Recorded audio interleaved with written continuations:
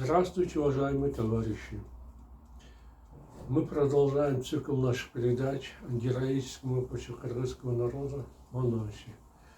В предыдущих передачах я вам рассказывал о том, что мною на основе варианта сказителя Сагынбаева Розбакова написан пятитомный роман в прозе на кыргызском языке. Затем я это произведение перевел на русский язык, и оба этих варианта выставил на своем интернет-сайте epos-manas.com для продажи. Кто хочет, то может приобрести мои произведения на указанном сайте. В настоящее время я работаю над второй частью трилогии Манас с Эметеем. Я закончил писать первый том данной части и сейчас работаю над вторым томом. А сейчас, с вашего позволения, я продолжу чтение своего романа.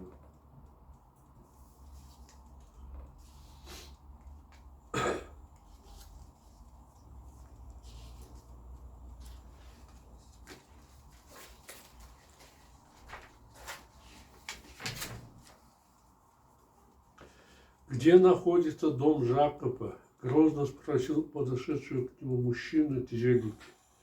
«Вон там», — ответил тот, одетый в черную тюбетейку, лет 40-45, показывая рукой на середину аила.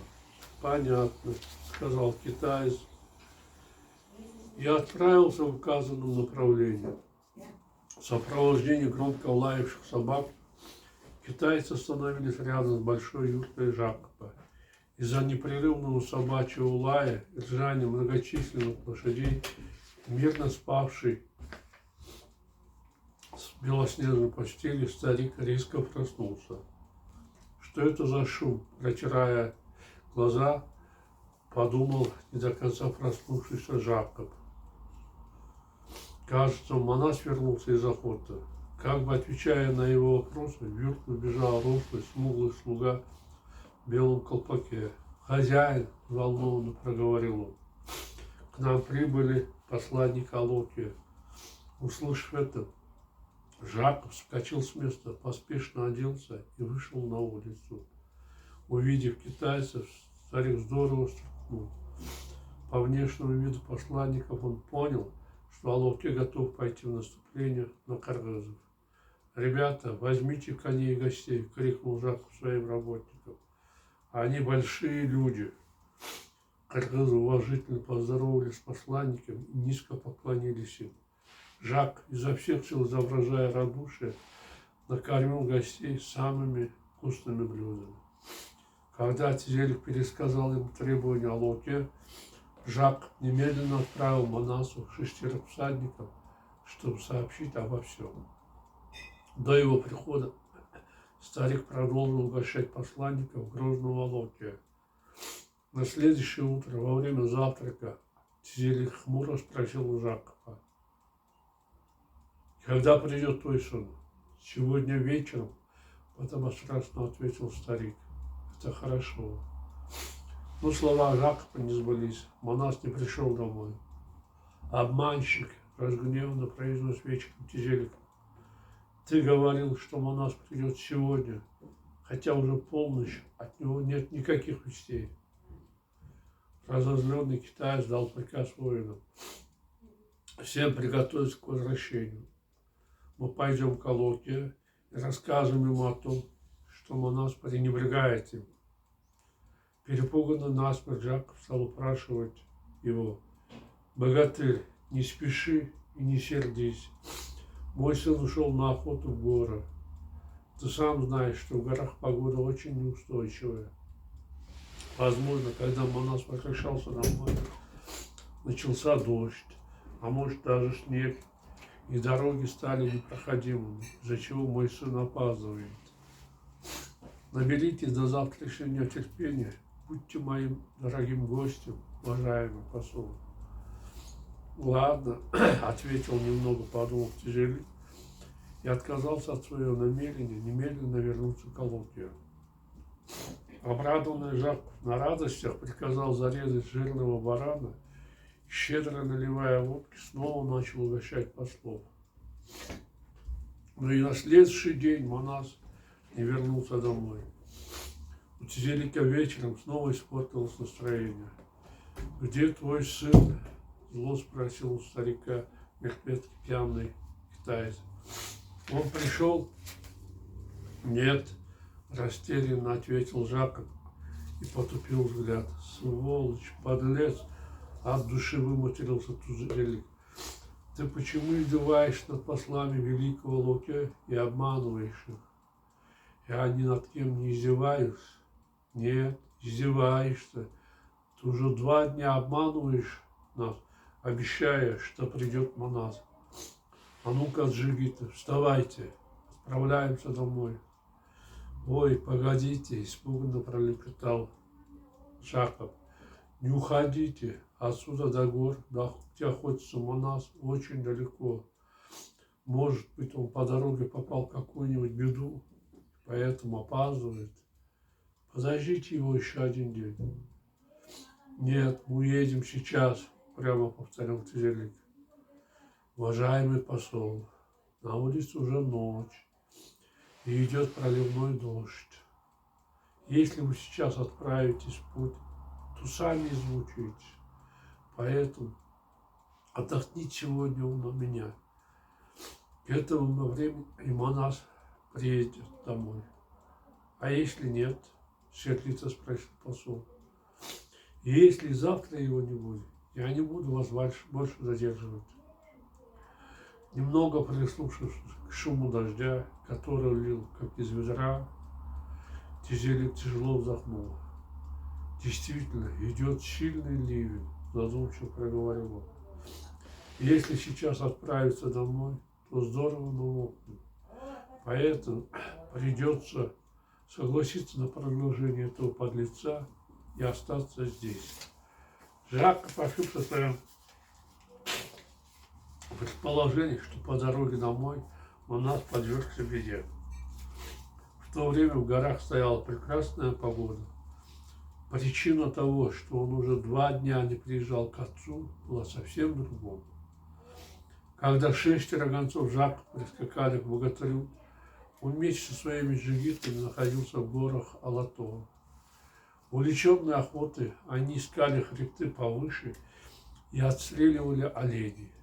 Забравшись на вершины гор, охотники оглашали все вокруг громкими радостными криками. С трудом нашедшие их концы подскакали к Манасу, задумчиво сидевшего на куле подножия зеленого холма. «Богатырь», — сказал ему рыжий среднего роста, широкоплечий старший гонец, — «мы пришли со срочной вестью от Жакопа». «Говори», — кивнул головой Манас, — «я слушаю тебя». «Богатырь, слушай меня внимательно», — ответил гонец и рассказал о том, как в Аил приехал Тизелик, какие он выставил требования. Не успел хмурый богатырь ему что-либо ответить, как неожиданно из расположенных неподалеку зарослей выскочило многочисленное стадо резвых, горячих, с вислыми животами и громадными рогами оленей. Мгновенно забыв о словах гонца, Манас ринулся к ним, изо всех сил хлестая коня. Громко крича и подбадривая всех боевым кличем, богатырь мгновенно исчез из глаз. Погнавшись за стадом, Манас пристрелил на своем пути 6 оленей. То место, где он со своим воином охотился, в наши дни носит название Минбулу, 1000 оленей. Местность Аратус, где он отстреливал кииков, сейчас называется Арпа. Между ними расположено много гор, недоступно высоких скал и узких ущелий. В них водятся все виды животных – олени, горные бараны, тигры, львы, а также растут многочисленные плодовые деревья. В этих краях, в горах Карола, Бакай убил немало черных, как смоль, горных баранов. Те места сейчас прославились, как Караб-Узя. 32-летний монах, увлеченный охотой, с азартом охотился на моралов и оленей, архаров и горных баранов. Забыв обо всем на свете, он не возвратился обратно домой. Перевал Дуншабель, где охотился богатырь, сейчас называется Экечтамом. На второй день Тизелику надоело ждать Манаса. Разозленный тем, что он так пренебрежительно относится к Алоке, китаец решил отправиться домой. «Погодите, Буруты!» — свирепо произнес он. «Ваш Манас не пришел, проявив явное неуважение к нам. Я все расскажу Алоке, жестоко отомщу вам. И тогда ни один из вас не уцелеет». Богатырь постарался успокоить врага. «Ты так не поддавайся гневу. Заткни глотку, паршивый старик!» Бешено заорал на него китаец. «Почему так хорохоритесь, Буруты? Как бы вам не остаться в пыли, кыргызы, когда ваши девушки будут обесчищены, а женщины станут рабами, жилища будут разгромлены, ваш народ полностью истреблен, очаги, сделанные из железа, превратятся в подковы, и ваше ожерелье останутся под нашими сапогами». «Ты говоришь очень страшные слова, посол», — еле пролепетал перепуганный Жаков, от страха чуть не потеряв сознание. «Это еще ничего, что я сказал, старик», — злобно прошипел китаец. «Вот когда придет Алоке, именно тогда пожелтеете от страха, и вам придет конец. Наши длинные укрючины станут острыми. Вы надолго запомните все это. Еще горько пожалеете, когда ваши кольца будут расплавлены, а ваши юрты мы используем как дрова, чтобы заварить себе чай. Вот тогда вам небо покажется с овчинку». «Что болтает этот негодный китаец?» — негодующе подумал Жак. Намереваясь достойно ответить, он вовремя вспомнил, кого представляет Тизелик, и прикусил язык. Почувствовав, что старик боится его, китаец еще больше стал издеваться над ним. «Нет места, чтобы укрыться вам от нас», — произнес он с посеревшим лицом. «Нет бая, которому мог бы вас защитить. На сегодняшний день никто не может сразить с Алоке». «В этом ты прав», — хмуро ответил Жак. «Вот тогда все ваши жернова будут разбиты, народ полностью перебит, люди истреблены, и увидите то, что никогда не видели. Вы, которые не оценили добро, будете вынуждены привыкнуть к злу». «Эй, богатырь!» — произнес Жак, совсем упав духом. «Ты говори, да не заговаривайся». «А почему я не должен говорить?» — надменно переспросил Тизелик. «Здесь, во владениях народа Алоке, нет алтайской земли, где вы делали все, что хотели. Нет многочисленного казахского народа, приходившего к вам на подмогу. Поэтому у вас нет никакой возможности противостоять Китаю». «Черт бы тебя подрал!» — вырвался про себя Жаков. «Смотри, что говорит этот подлец. Он просто сравнял нас, всех кыргызов, с землей. Придется мне хотя бы немножко одернуть ему поводья». «Ты, богатырь, не слишком-то распускай язык, не геройствуй», — сурово проговорил Жак. «Мы тоже не такой простой народ. Если Манас будет жив и здоров, кыргызы никому не дадут себя одолеть».